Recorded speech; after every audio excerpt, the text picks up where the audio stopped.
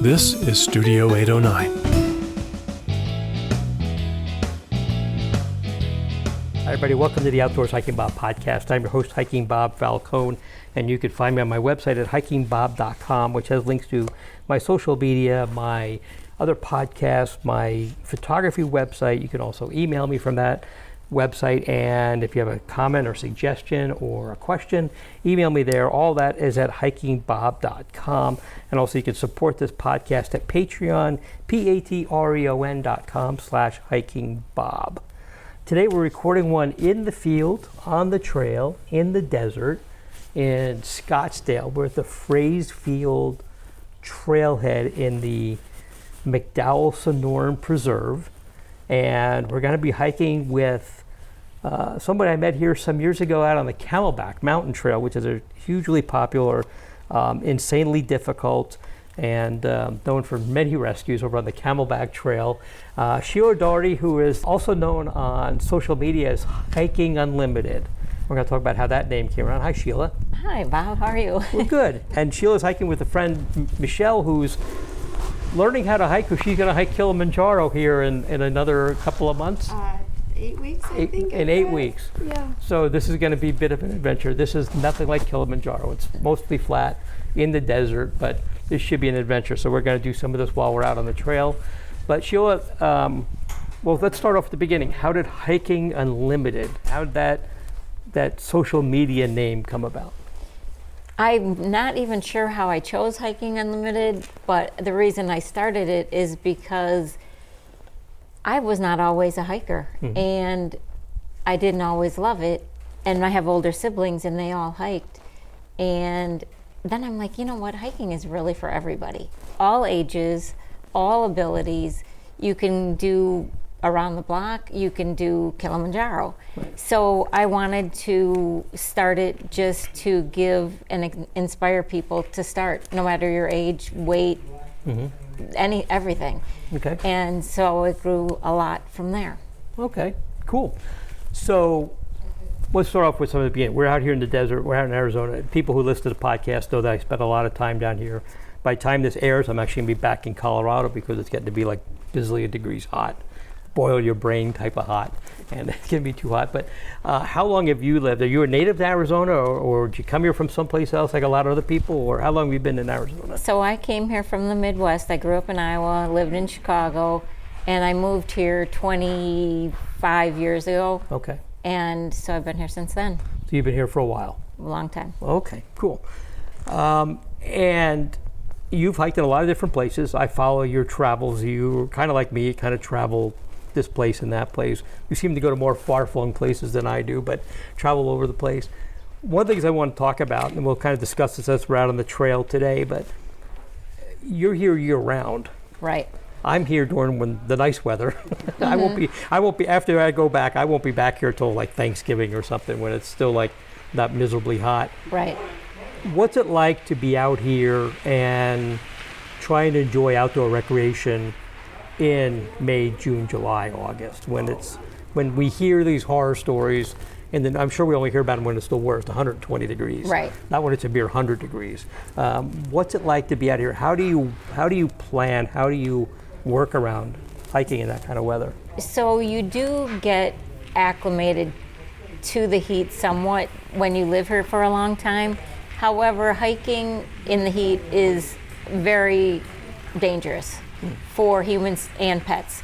So for me, May, June are not that bad because it's still cool in the mornings.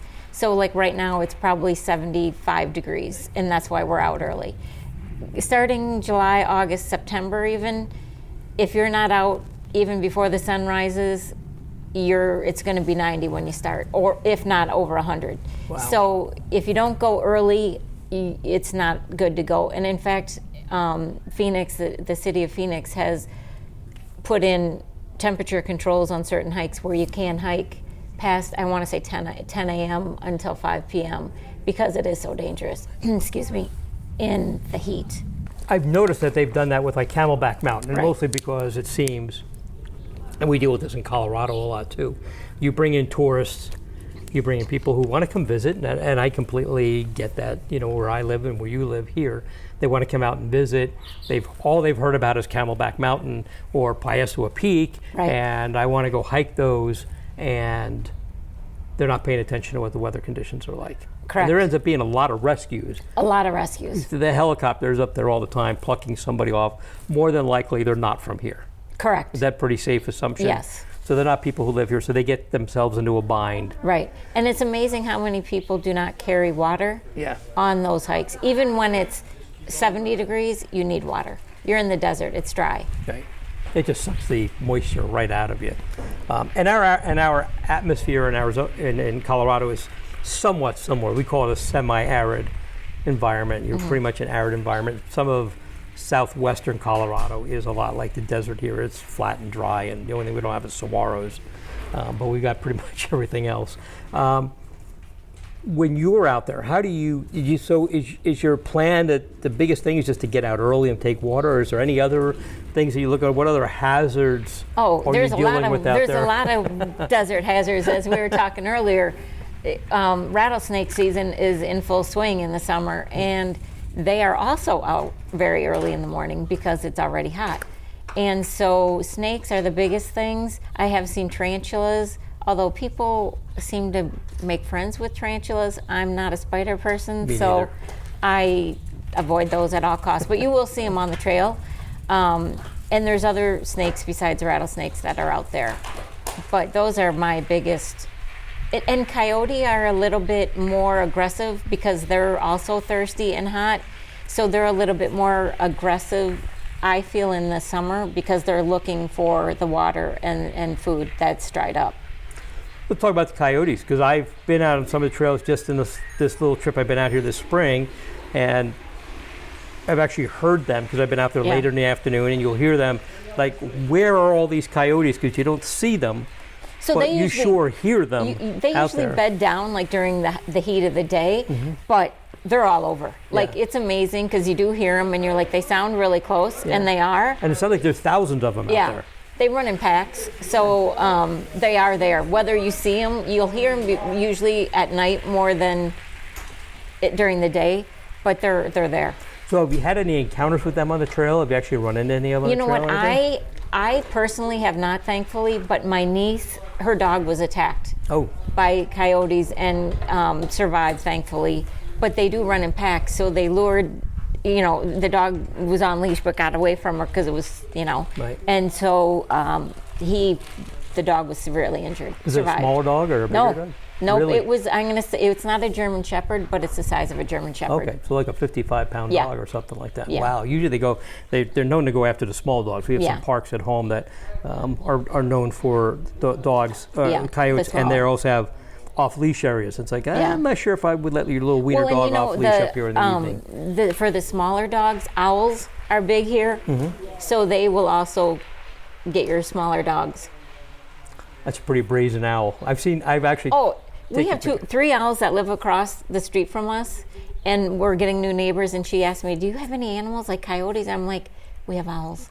And they don't necessarily kill the dog, but they'll pick it up and take it and then drop it. Right. So, and that's how they get injured or killed. Oh, boy. Yeah. So there's all kinds of nature out here. There is. It's almost like it's Australia where something out here wants to kill you. Yeah. It's really not, though. It's a beautiful place, but it's, people don't think about those things a lot of time when they hike here. I spend a lot of time trying to explain to people how beautiful the desert is, especially this time of the year in the spring with the cactus are starting to bloom and everything. And I try to explain it. It's really beautiful this time of the year, but you do not want to come out here in July and August. Not at all. My wife comes out here in July. She's going to like summer league baseball games. I'm like, I'm staying home with the dog where it's not a bazillion degrees. Yeah. We're going to stay home and just, you fly down and have a good time, and I'm staying here. Yeah. And we're just going to stick around here for a while. Okay, well, I tell you what, let's go out for a little hike. We're going to do a little loop here or something. And I've been out here before. I think you haven't been. You said I've been you out told here me you haven't before. been, but it's been a while. Yes. Yeah. So we're going to hike a little loop around here. Michelle's going to go with us and get some pointers and get ready for Kilimanjaro, which I'm kind of jealous about. It'll be a good trip. It sounds like it's going to be a fun trip. I'm just going to North Carolina next month. Are you going to Great Smoky? Pisgah. Pisgah Oh, National nice, Forest, yeah. I'm going to be taking pictures of the waterfalls. Oh, nice. There's like Oh, really 250 waterfalls in Yeah. that area. I'm going to be there a week. If I get to see 10, I'll be lucky. nice. Yeah. But Oh, you I'm- probably will. Yeah, I'm going to get to see waterfalls. And then I don't think my next big trip is Iceland next May. Oh, nice. So I'm going to Iceland next May, but it's going to be a whole lot of nothing in between Yeah. until we do that. All right, well, let's go for a hike. Okay. Okay, so we've been hiking out on the trail a little bit. We're kind of out here on this little knoll looking over towards Granite Mountain, and there are a lot of mountains around us and stuff. And Michelle, you were talking about earlier that you're a nurse, and we were talking about Camelback Peak, and that's where Sheila and I met, and I just did that hike, went up Echo Canyon, came back down the Cholla Trail, which is the way I recommend doing it. It's a lot of too. fun that way. A lot of fun. Definitely go up. I think going up Echo Canyon is probably better than trying to go down it, but neither one's easy. Yeah. And you were talking about, as a nurse, you treated or you took care of somebody who ran into an incident up there and they weren't really prepared for it. Yeah. So You want to talk about that a little bit? I had a patient last summer, I don't remember, I think maybe August. He was visiting here from England, and he was hiking by himself, which you should never do. And he was out there and he fell, and because it was the heat of the summer, there weren't a lot of hikers. No one found him for several hours. I don't remember how long it took for someone to find him, and by the time they got him to the hospital, he had third-degree burns over, I think, about half of his body. Oof. So it wasn't even that he didn't have water with him. It was because he was by himself and had fallen, and it was just, so it can be very, very dangerous. And then his son had to fly here from England to take care of him because he just wasn't well enough to even travel for weeks after that. He had to go to rehab, and so it was, you just have to, you can't emphasize enough how careful you have to be in the heat out here. Do you know the details about why he was out there so long? Did he not have a cell phone? Did he call for help? You know, or anything? I don't remember I don't know. I've not been on Camelback yet. That's coming up for me. But I don't know if it was a cell phone issue or if he just didn't know where he was. Yeah, I'm not really sure, to be honest with you. Okay. But he was out there for several hours. The dangers of being out here, you know, when you're especially by yourself and something Absolutely. happens. Yeah, it's real. And on the podcast, people listen to it. I know we talk a lot about people getting in situations because they're unprepared. But even if you're a well-prepared hiker, anything could happen. A rock could slip out and you twist an ankle, blow out a knee. That could happen to anybody. You still need to be prepared for everything. But if you're unprepared, obviously things just get worse. A lot quicker. Yeah, things just get a lot worse. You know, talking about location and calling for help, why I've always advocated carrying a locator beacon, which I have in this pack. I always have it, because the day I don't bring it is the day I'm going to need it. And if you have it all the time, then you have it all the time. Even in a hike like this where we have good cell phone service, it wouldn't take long for emergency services to get to us. But if I start leaving it home thinking, I'm not going to need it, then one day I do that, Sure. You'll need it. something's going to happen. Sheila, let's talk a little bit about, we talked about a little bit of hiking out here, drinking water. Do you have any specific recommendations for gear, footwear, clothing for people out here, or just lightweight stuff? What do you usually recommend to people? So, good hiking shoes or boots are strongly recommended because it supports your ankles, your feet, everything. You're on rugged terrain in the desert. It's not soft sand or soft path. It's usually hard, dried out rocks, tree roots, cactus roots. So you're going to cover a lot of uneven ground in the desert. So you need good boots. Best thing is, my biggest advice, get them a half size bigger than you normally wear, because going downhill your feet go forward, so you need that extra room to prevent blisters. I don't abide by this rule, but I highly suggest this rule, and that is the SPF clothing. I do wear the short sleeve SPF clothing, but I should really start wearing the long sleeve SPF clothing to keep the sun off your skin. And you can get the zip pants, because a lot of snakes, like we talked about, but also there's gators, and I don't know if you're familiar with those, but they're almost like a knee-high thing that can go over your boots, that if you do come upon a snake or, you know, dry brush, it will help prevent the scratches or the bite. They might try to bite you, but it's going to hit the gator versus your skin. So those are really definitely head covering at all times. Sunglasses are strongly recommended as well. A lot of people in the heat of the summer bring those cooling rags that you can prepare ahead of time, or also frozen water bottles. We talk about water, but if you have a frozen one, it will stay cooler a little longer than a regular water source, or if you're Yeti or water holder like that. Yeah, I have a couple of Yeti bottles, and even though they're insulated and stay cool really long, I can't imagine this heat. They probably warm up pretty quickly. Yeah. Cool. Well, there's some great advice. We're going to continue going on this little loop hike here and come back with some more little tidbits of information. Maybe we'll talk about some of the trips you've been on. Sounds good. Okie dokie. Okay, so we've been hiking around a little bit. We're at this kind of cool overlook, and this park here, open space, used to be a ranch, and we're over this one particularly green section. It looked like it might have been a reservoir when this was a ranch. Just wanted to stop here and take a little bit of a break. We are about 2.5 miles in on our hike, a little short loop today. So Sheila, one of the things I want to talk about real quick, we talked a little bit about clothing, and you mentioned SPF clothing, and like Columbia makes a lot of that kind of stuff. I really like Columbia. Fall Raven, I like their stuff. I'm wearing a pair of their shorts now. They make some SPF stuff. REI does, North Face, all these companies. It seems counterintuitive to wear long pants, long sleeves when you're out here in the summer, because you figure you're going to get hot. But I guess there's a science to wearing that kind of stuff. I mean, you're not too fond of it either, and I'm like, I'm shorts and t-shirts kind of guy. But what have you heard about that, as wearing the longer stuff to keep the sun off of you? So I have a friend who actually is prone to skin cancer, and she wears the long sleeve shirt, long pants, hat, and like a neck guard even. And she swears it keeps her cooler than wearing shorts and a t-shirt. So there's definitely a science to it. It keeps the sun off your skin, protects it that way, but also apparently it keeps you cooler. And I am not an official in that, but I see it a lot out here, which seems very weird because it's so hot, but people swear by it. I'd have to hunt around in my closet here at the condo to find something long sleeve. Well, I have. I'm not even sure I could find it. Yeah, I have long sleeve SPF shirts that I do wear, but not when it's 110. Right. So, and they do keep you cool. So, it probably works. So there's something to it. There is. And definitely we want to remind people that definitely if you have a history of skin cancer, you should get skin cancer screenings constantly, at least every year, wear sunscreen, all that kind of stuff anyway. But I would rather wear shorts and a t-shirt and just slather on the sunscreen than wear something. But there is some science to it. Yes. And people do tell you they feel cooler wearing that kind of stuff. I've still got to wrap my mind around that. There's not a whole lot to wrap around there, so got to work with that. Let's talk a little bit more about some of the places you visited. You travel around. We kind of talked about that a little bit. You visited a number of the national parks in the last couple of years. Do you have a favorite that you like the best? I do have a favorite. I hate when people ask me that because it's like, I don't know. But my favorite is Glacier. And the reason why I love Glacier is obviously it's beautiful. But Glacier is actually connected to Waterton, which is in Canada. And it was the first international peace park. So my favorite hike of all time is actually in Waterton, and it's called Crypt Lake. Okay. And when I did that hike, I researched it, of course, watched the videos, and I was completely freaked out mentally.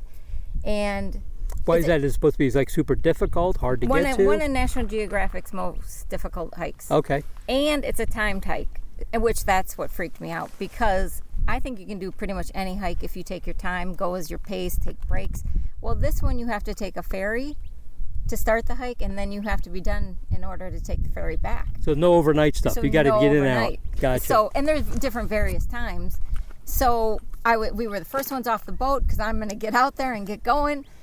And it was, I highly, highly, highly recommend it. If you're afraid of heights or being on the edge, I don't recommend it, but it was one of the best adventures. And it's not that long. It's not like, 20 miles. I think it may be 6 or 7.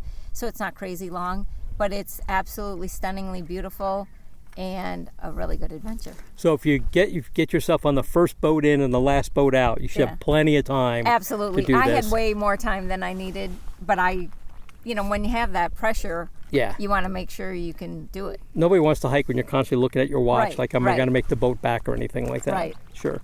Yeah. Sounds good. So what about here in the Phoenix metro area, in the valley, in Arizona? What's your favorite?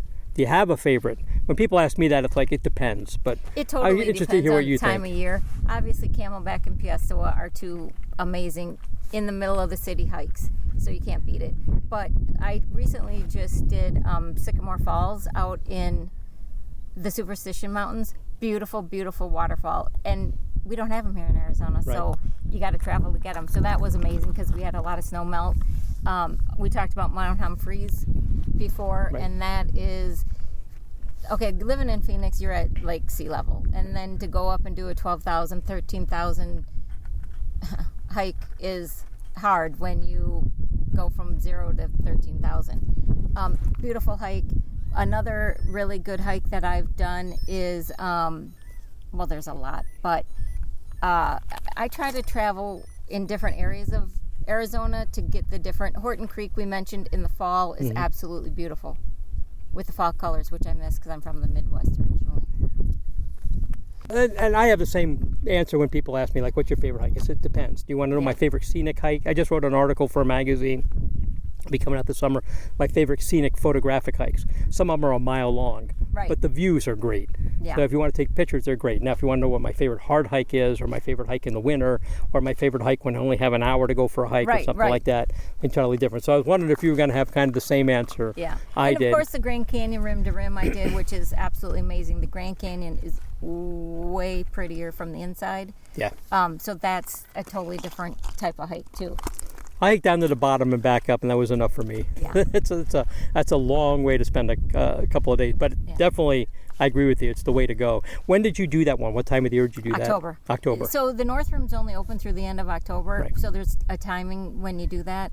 If you do want to stay at the bottom, you need a permit, so that's also an option, which we just did rim to rim, but I would like to stay at the bottom. And those are hard to get. They're hard to get. Yeah. As a matter of fact, the reason why I did it with REI was because they took care of getting all the permits for Phantom Ranch, which are like 18 months out, I think. Yeah.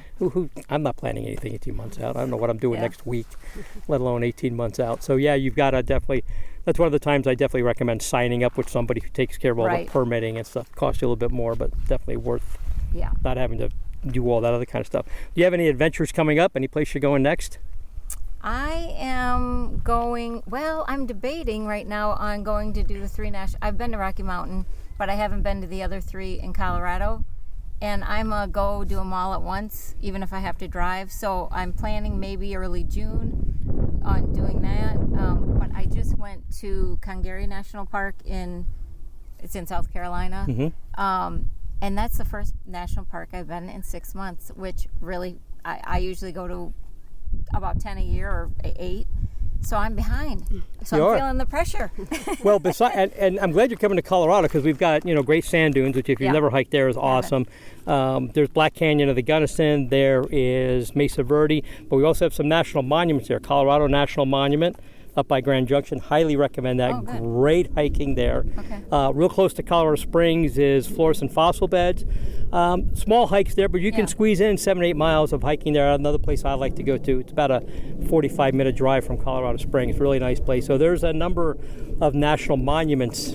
So don't forget the national monuments part of it too while you're up that way. Well, we talked about flying into Colorado Springs and out of Durango. Okay. And driving to all those 3 because I've been to Rocky Mountain. Yeah. So we would do that. You would love great sand dunes too. Matter of fact, if you come in June, the water should be flowing down from the snow melt through there. Oh, nice. Actually comes in waves. People actually surf through there. Oh, that's cool. Yeah. That'd so be fun to Medano see. Creek. Surf. Yeah, it's pretty cool. So, all right. Well, I think we're gonna wrap this up. We're heading back in because I know we have some time constraints. But I want to thank both of you for letting me along on this hike and recording this. And this has been a great fun, and it's always fun hiking with you. We always try to meet up at least once while I'm out here and do a hike together. And this has gone through a scheduling maze, but we finally got it together. It's all good. Yeah. It's all good. None of this is life and death. We get them in when we get them in, so it's all good. All right, everybody. Well, we'll talk to you later. Thank you.